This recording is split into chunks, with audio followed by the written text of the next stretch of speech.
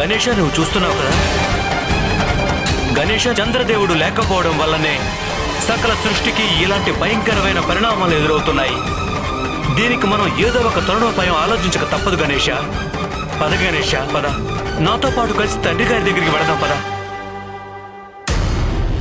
ఇటువంటి పరిస్థితుల్లో మనకి సరైన మార్గం చూపించి ముందుకు నడిపించగలిగేది గణేష, అది కేవలం మన తండ్రి గారే. అవునన్నయ్య, నేను తండ్రి గారి సహాయం తీసుకుంటాను. చంద్రదేవుణ్ణి వెతకడానికి గాను నాకు మార్గదర్శనం చూపించవలసిందిగా వేడుకుంటున్నానన్నయ్య.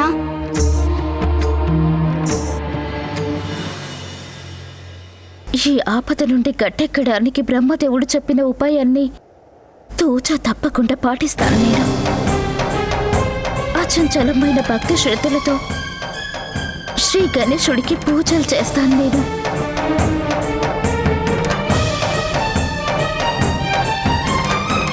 మంచిది రోహిణి. ప్రథమ పూజ గణేశుని ప్రసన్నం చేసుకోవడంలో మేమందరము మీరు చేసే పూజలో మీకు అండగా ఉంటాము.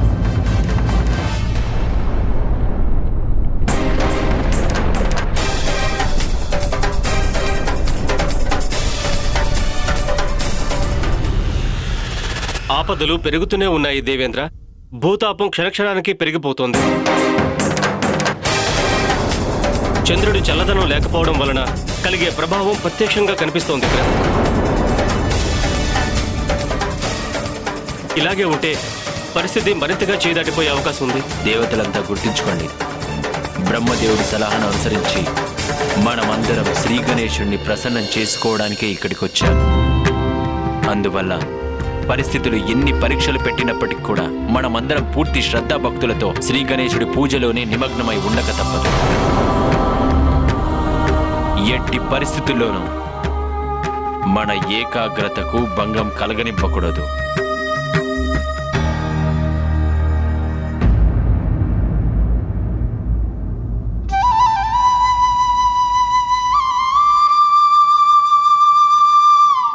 చూస్తుంటే కార్తికేయుడు తండ్రి సలహా మేరకు గణేశుడికి పరిస్థితుల గురించి అర్థమయ్యేలా వివరించి ఉంటాడు. గణేశుడు అర్థం చేసుకుని తన తండ్రి దగ్గరికి వచ్చుంటాడు ఆయన మార్గదర్శకత్వం కోసం. తండ్రి గారు, ఈ సమస్యను పరిష్కరించడంలో మాకు తగిన మార్గదర్శనం చేయండి.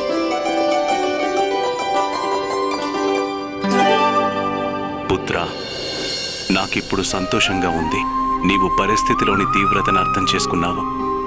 చంద్రుడు నిన్ను పరిహసించి చాలా పెద్ద తప్పు చేశాడు. అందువల్ల మీ మాతకు బాధ కలిగింది. కానీ క్రోధాన్ని నియంత్రించుకోకుండా శిక్షిస్తే అది దోషాన్ని సవరించలేదు, ఎవరికీ ఎలాంటి మేలు చేయలేదు.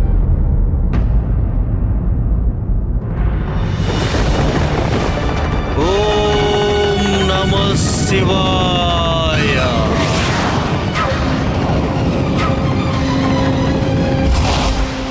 సరిగ్గా చెప్పారు తండ్రి గారు.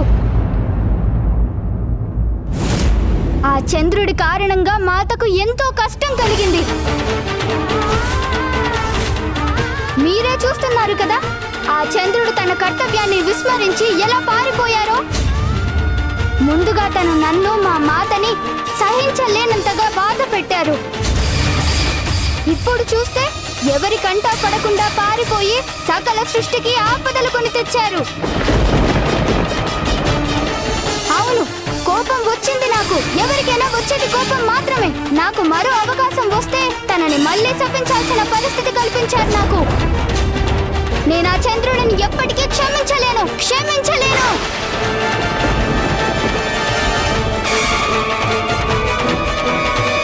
గణేష, ఆగు పుత్రా, నా మాట విను. గణేశుడు ఇంత ఆగ్రహంతో ఎందుకు ప్రవర్తిస్తున్నాడు? అసలు ఏమైంది మా గణేశుడికి?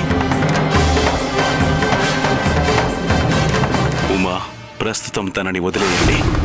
తనిప్పుడు ఏది అర్థం చేసుకునే పరిస్థితుల్లో లేడు. నాకు కూడా అదే అర్థం కావటం లేదు తండ్రి గారు. మన గణేశుడికి అసలు ఏమైంది? ఇంతవరకు తనే స్వయంగా వెళ్ళి చంద్రుడిని తీసుకురావడానికి తండ్రి గారి దగ్గర సలహా తీసుకుందామని తనే నాతో చెప్పాడు తండ్రి గారు. కానీ హఠాత్తుగా తనకేమైందో తెలియడం లేదు. ఇప్పుడు మన గణేశుడు తన ఆగ్రహాన్ని అదుపు చేసుకోని స్థితిలో ఉన్నాడంటే అందుకు ఏదో కారణం ఉండే ఉంటుంది. అకారణంగా ఆగ్రహించడం గణేశుడికి స్వభావం కాదు. అవునమ్మా, నేను మీతో పూర్తిగా ఏకీభవిస్తున్నాను. గణేశుడి యొక్క స్వభావం గురించి మనందరికీ చాలా స్పష్టంగా తెలుసు కదా. మరి తండ్రి గారు, తన క్రోధానికి కారణం ఏమై ఉండొచ్చు? చంద్రుడికి ఈ శాపం ఇవ్వడానికి కారణం తను నన్ను వెక్కిరించడం కానే కాదు. ఆ శాపం ఇవ్వడానికి కారణం తన వల్ల మాత స్పృహ కోల్పోయింది. అందువల్ల చంద్రుడికి శాపం ఇవ్వడం ఏ మాత్రం తప్పు కాదు తండ్రి గారు. పుత్ర, నేనే తన కోపానికి కారణం. పుత్ర, తన తల్లి.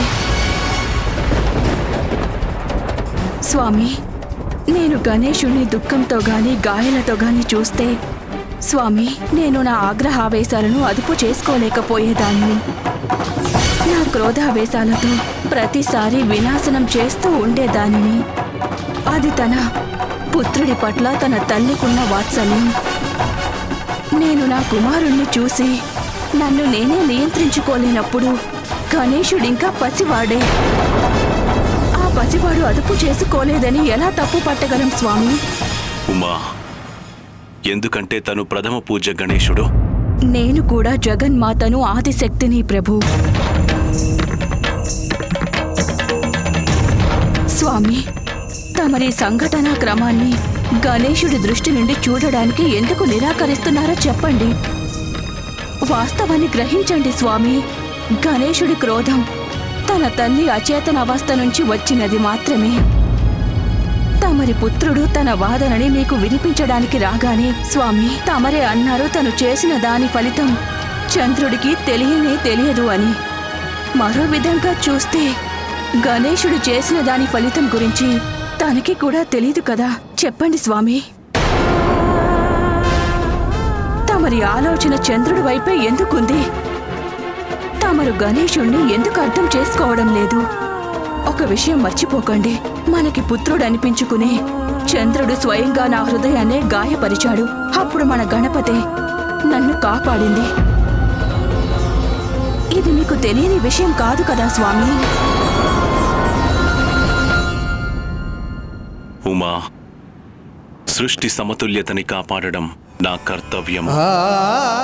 అది గణేశుడి పని వల్ల ప్రమాదంలో పడినది. లేదు స్వామి, సృష్టి సమతుల్యత ప్రమాదంలో పడ్డం అనేది నిజమే. కాని అందుకు గణేశుడు చంద్రుడు ఇద్దరూ కారక్కులే కదా స్వామి. మీకిదే నా విన్నపం. ఏది సమంజసమో అదే చెయ్యండి. దానివల్ల గణేశుడి కోపం కూడా చల్లారుతుంది.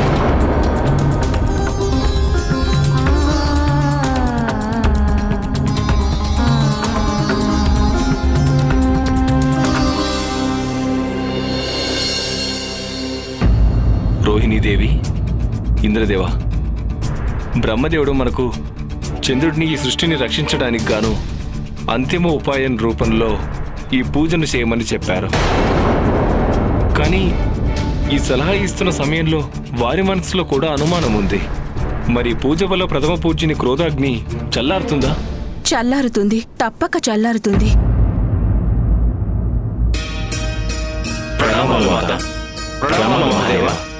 ఎందుకు చల్లారదు? దీని గురించి మీరింతగా సందేహించడానికి కారణం ఏమిటి సూర్యదేవా? నాకిందులో ఏమాత్రమూ సందేహం లేదు. ఈ పూజ వల్ల గణేశుడి క్రోధాగ్ని చల్లారుతుంది. మా స్వామే కాదు, మా పుత్రుడు కార్తికేయుడు, అలాగే నేను కూడా ఈ పూజను సఫలవంతం చేయడానికి ఇందులో పాలు పంచుకుంటాను. సూర్యదేవా, మనమందరం కలిసికట్టుగా ప్రథమ పూజ్య గణేశుణ్ణి ప్రసన్నం చేసుకుందాం. పార్వతి సూచన మేరకు సమంజసమైన కార్యమే ఆచరించాలని నేను భావిస్తున్నాను. మనమేం చెయ్యాలంటే గణేశుణ్ణి శాపాన్ని వెనక్కి తీసుకోమని బలవంత పెట్టడానికి బదులుగా శాంతింపచేయడానికి ప్రయత్నించడం మంచిది. నిజానికి తన దృష్టిలో తను చేసినదంతా తన తల్లి కోసమే చేశాడు. అది తప్పేమీ కాదు.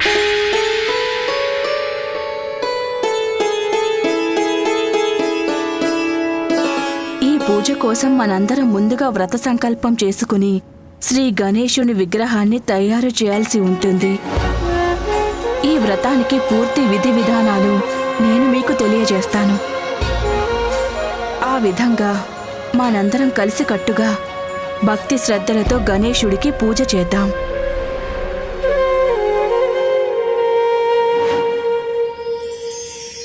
నేను చంద్రదేవుడి అర్ధాంగి రోహిణిని.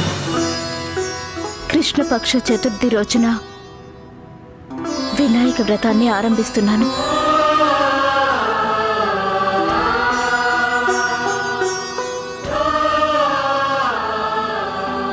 దేవేంద్రుడినైన నేను ప్రథమ పూజ గణేశుడి ఆగ్రహాన్ని శాంతింపజేయడానికి, సృష్టిని సంరక్షించడానికి గాను సకల దేవతలతో కలిసి ఈ పూజకి సంకల్పించుకుంటున్నాను.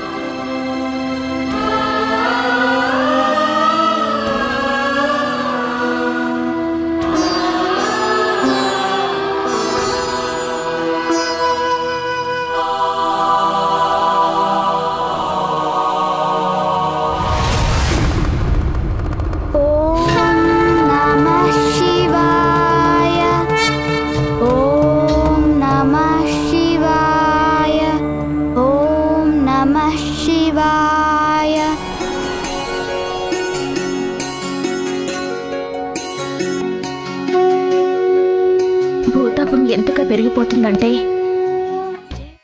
మట్టి కూడా వేడిగా మారిపోతుంది.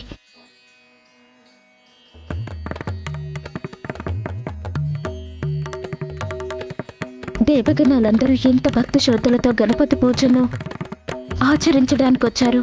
అచంచలమైన భక్తితో గణపతిని శాంతింపజేయగలమనే నమ్మకం కలుగుతోంది.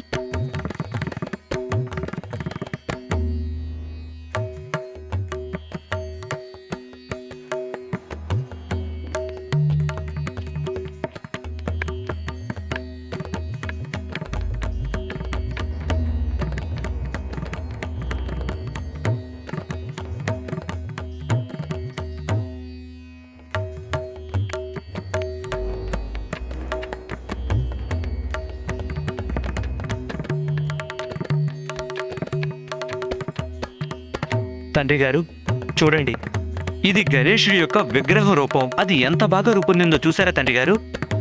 ఇప్పుడు తనకి కళ్ళు పెడితే పూర్తిగా సరిపోతుంది. మా పుత్రుడి కన్నులు నేనే తీర్చిదిద్దుతాను. ఏ తల్లైనా తన పుత్రుడి కన్నుల్లో తన పట్ల అపారమైన ప్రేమ చూస్తుంది. అలాంటి కన్నులు తల్లి ఎలా మర్చిపోతుంది? వాటి తేజస్సు తల్లి హృదయంలో శాశ్వతంగా నిలిచి ఉంటుంది.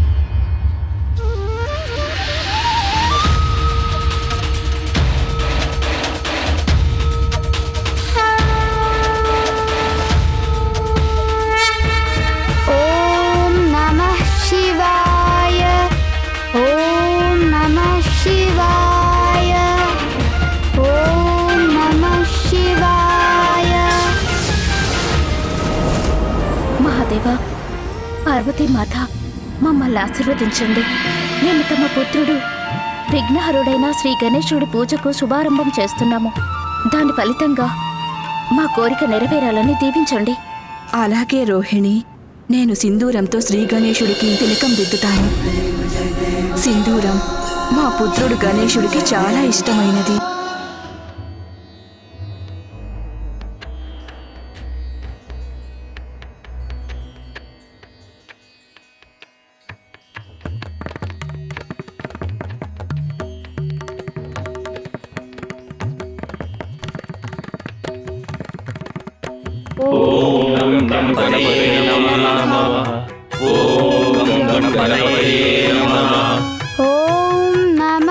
శివాయ.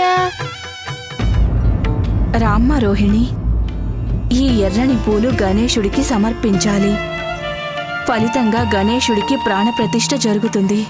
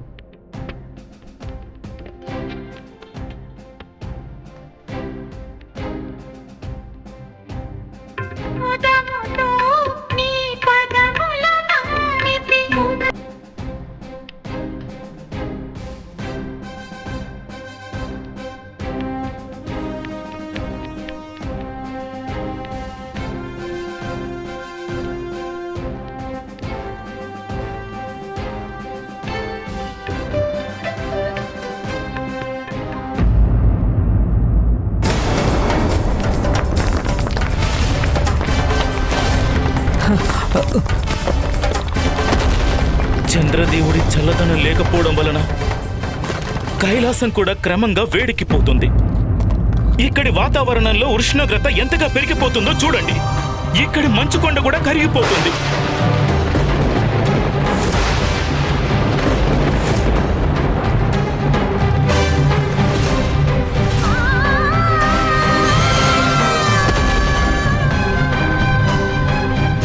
నందిగాలు, అక్కలేం జరుగుతుంది? ఇలాగే జరిగితే అంత సర్వనాశనం అయిపోతుంది. అవును నత్తన్న, ఇప్పుడు గణేశుడు దయ తలిస్తేనే ఈ సకల లోకాలు సురక్షితంగా ఉంటాయి.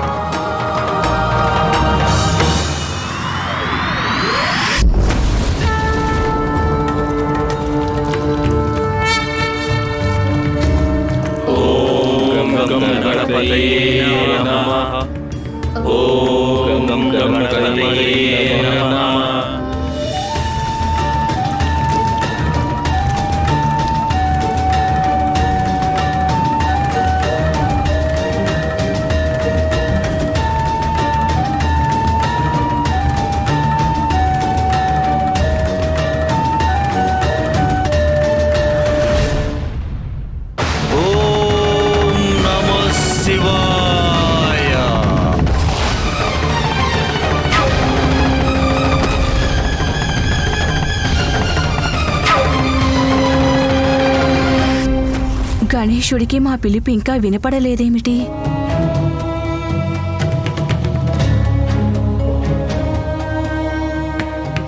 చంద్రదేవుడి చల్లదనం వల్ల నా ఉష్ణోగ్రత తగ్గుతూ ఉండేది, కానీ ఇప్పుడు చంద్రుడి చల్లదనం లేక నా తాపం పెరుగుతూ ఉంది.